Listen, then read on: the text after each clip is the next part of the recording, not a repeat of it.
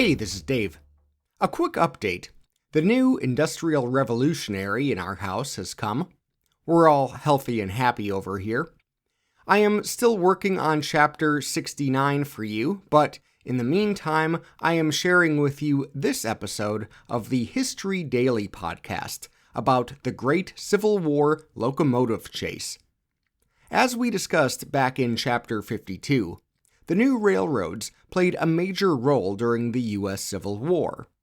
About a year into that war, a band of Union spies stole a train to sabotage the Western and Atlantic Railroad, a vital supply line at the heart of the Confederacy. I thought you would find this story interesting. I hope you enjoyed the episode. Please be sure to check out History Daily. Every weekday, host Lindsey Graham, also from the American Scandal and American History Tellers podcasts, takes you back in time to explore a momentous event that happened on this day in history. It covers a broad mix of history, including medicine, science, technology, religion, politics, sports, and more. And it's a more bite-sized podcast than the Industrial Revolutions. Each episode is about 20 minutes, making it suitable for your daily commute. And now, the Great Civil War locomotive chase.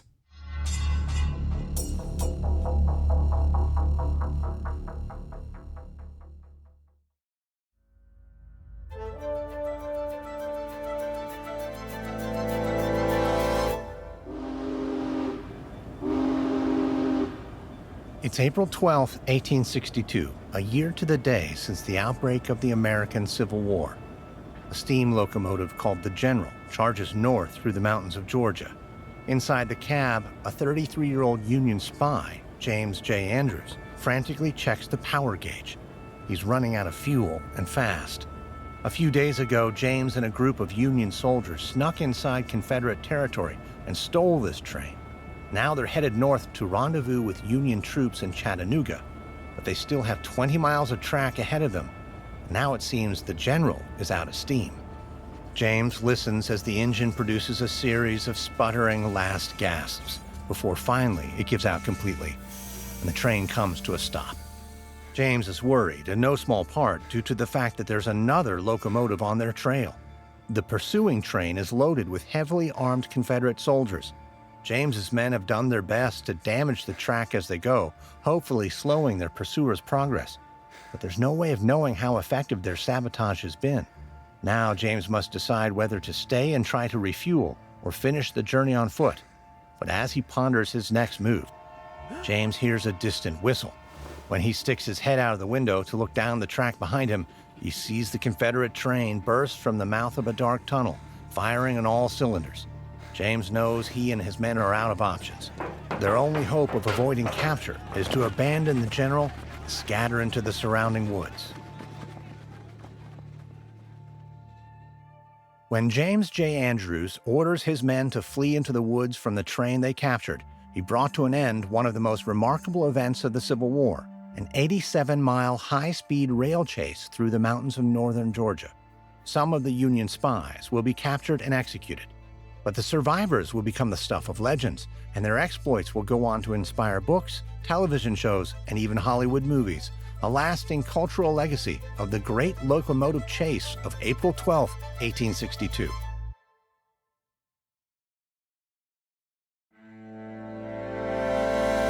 From Noiser and Airship, I'm Lindsey Graham, and this is History Daily.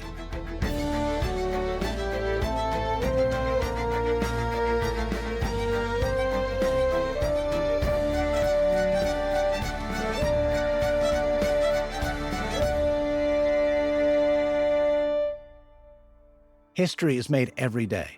On this podcast, every day, we tell the true stories of the people and events that shaped our world. Today is April 12, 1862, the Great Civil War locomotive chase.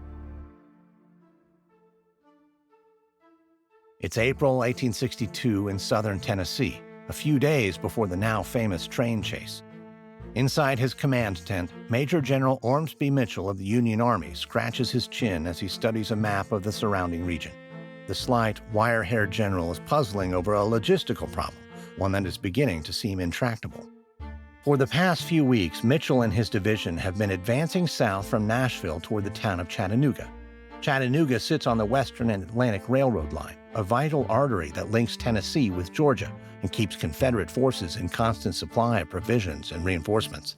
By capturing Chattanooga, Mitchell would be cutting off a critical Confederate supply line and perhaps bringing the war to an end. But while the railroad is still operational, taking Chattanooga seems like an impossible task. The steady influx of Confederate reserve troops makes any approach by a Union army feel like a suicide mission. Mitchell knows that to take Chattanooga, they first need to destroy the railroad. But with hundreds of miles of enemy territory surrounding the track on all sides, this task feels impossible too. Mitchell is wrenched from his deliberations by a tentative knock on the frame of his tent. Looking up, he discovers a bearded young man in civilian clothing. He introduces himself as James J. Andrews, an espionage agent for the Union Army. James says he believes he has a solution to General Mitchell's problem regarding the Western and Atlantic Railroad. Mitchell listens with interest as James explains his daring scheme. It involves leading a small unit of Union soldiers disguised as civilians behind Confederate lines to Georgia. There, they will hijack a train before driving it north, sabotaging the track along the route and leaving the path clear for Mitchell's forces to advance. It's a crazy scheme, but Mitchell is out of options, and this might be his last hope. So the general agrees to support James' plan. General Mitchell helps source volunteers from his division, and the following day, James and his brave band of Union troops don civilian disguises and head off into Confederate territory. They know that if their cover gets blown, they'll be hanged as enemy spies. So to avoid attracting any unwanted attention, the saboteurs travel in small groups of 2 or 3.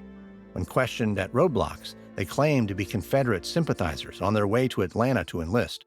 And slowly but surely, James and his men work their way south. All but 2 manage to avoid detection. And on April 11th, the remaining Union raiders rendezvous in the town of Marietta, Georgia, where they hole up in a hotel for the night. After darkness has fallen, James stands at the window of his room, peering through a gap in the curtains. A sliver of moon hangs in the coal-black sky, casting a pale glow across the train tracks not far from the hotel. At 33 years old, James's life so far has been one of aimless drifting. Before the war broke out, he was working odd jobs around Virginia and Kentucky.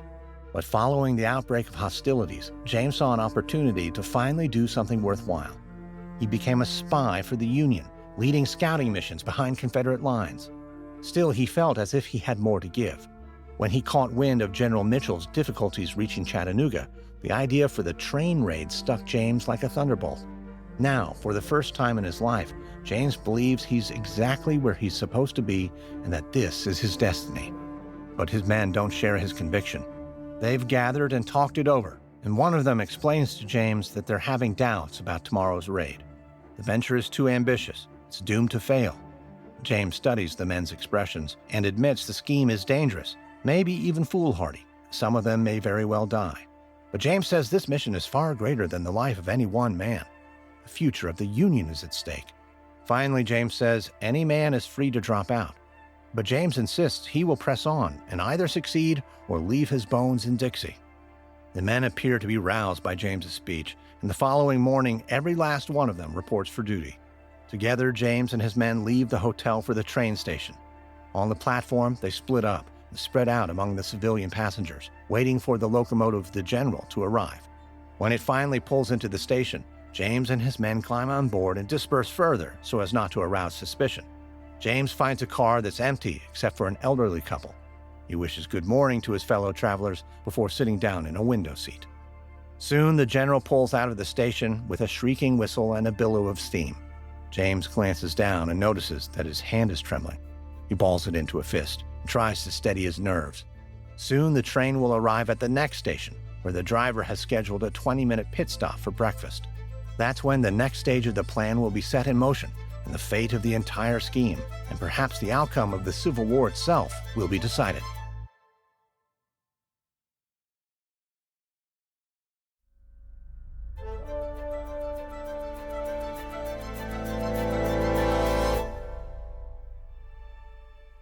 It's almost 6 in the morning on April 12, 1862 in northern Georgia.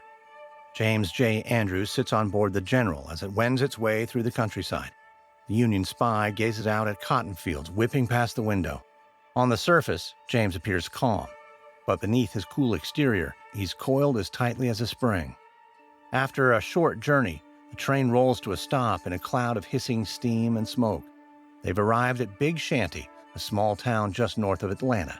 The conductor has scheduled his 20-minute pit stop here, an opportunity for the passengers and crew to disembark and eat some breakfast at a nearby hotel before continuing their journey north. James waits until the train is empty of passengers.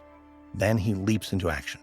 He removes the pistol tucked inside his belt and then rushes through the train to the engine room, where 3 of his men are already waiting. James and the others begin firing up the coal furnace. They open the cylinders and pump the pistons with steam. Several other of James's men jump down from the train and detach the engine car, the coal tender, and 3 boxcars from the rest of the locomotive. They've been over this plan countless times, but the pressure they're feeling now is almost unbearable. The men work with the knowledge that the train's crew could glance over at any second and catch them red-handed. But meanwhile, in the nearby hotel, the General's conductor is happily eating his breakfast. 25-year-old William Fuller is a devout rebel who is proud to work for the Western and Atlantic Railroad, one of the vital suppliers for the Confederate Army. So William chews a biscuit, content in the knowledge that he's doing his part to achieve a victory for the South. But as he reaches for his coffee, William glances up absent-mindedly at the train tracks through the window, and something unusual catches his eye. Several figures are moving around in the shadows between the boxcars. William watches as these figures duck beneath the train and vanish from view.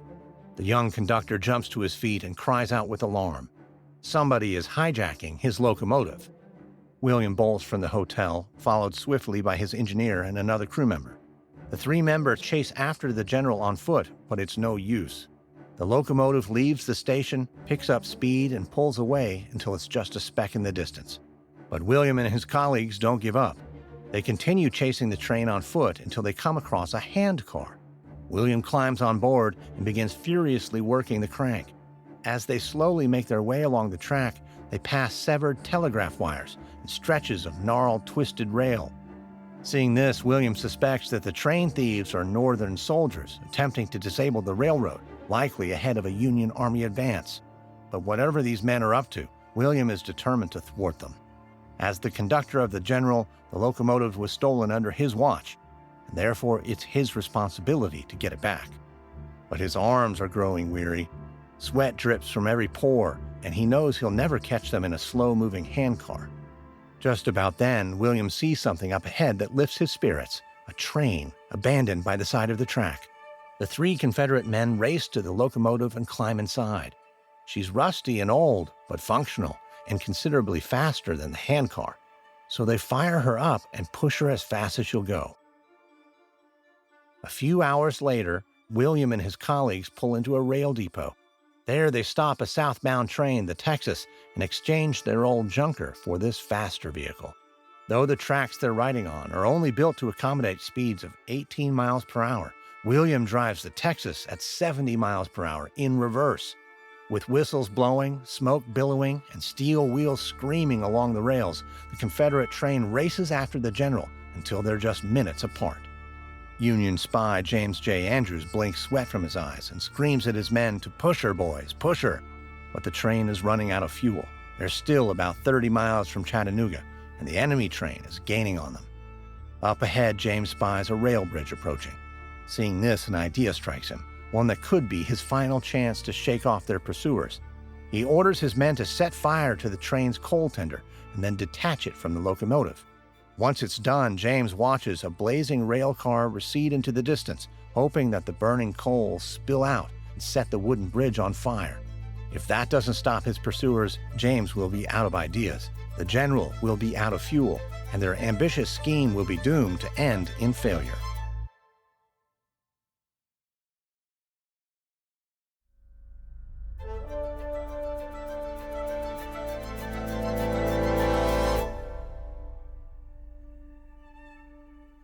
It's the afternoon of April 12, 1862, in the woods of northern Georgia. James J. Andrews scampers through the dense forest, the thorny branches whipping his face and tearing at his clothes.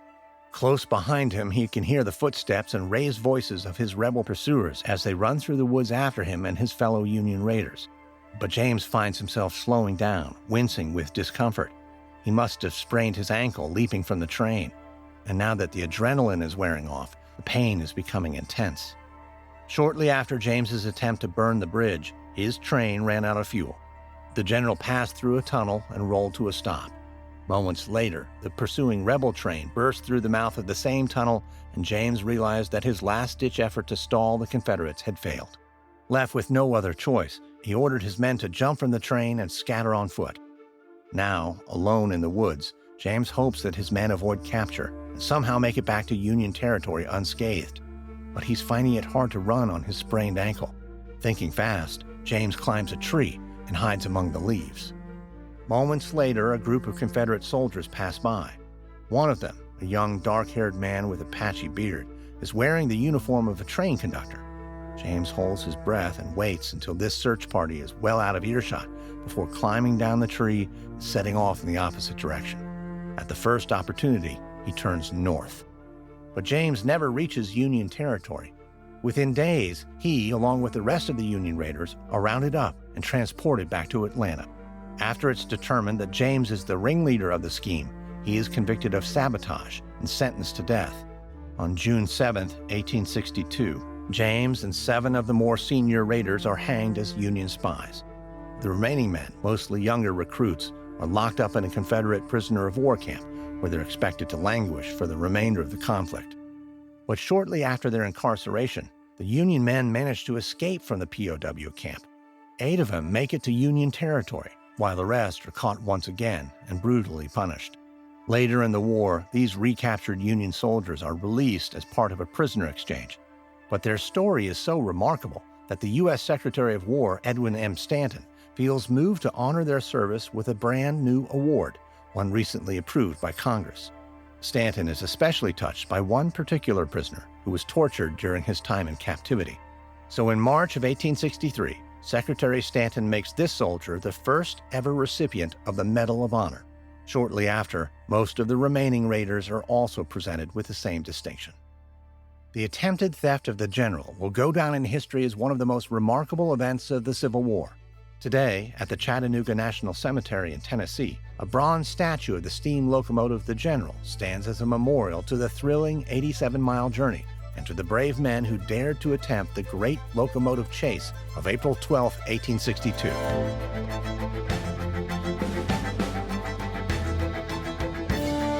Next on History Daily, April 15, 1989, a crowd crush at a soccer game at Hillsborough Stadium in Sheffield, England, leads to the deaths of 97 Liverpool fans.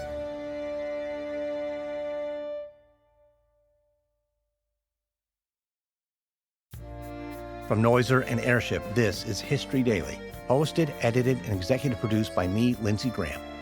Audio editing by Mohammed Shazid. Sound design by Molly Bach.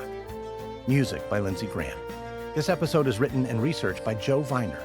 Executive producers are Stephen Walters for Airship and Pascal Hughes for Noiser.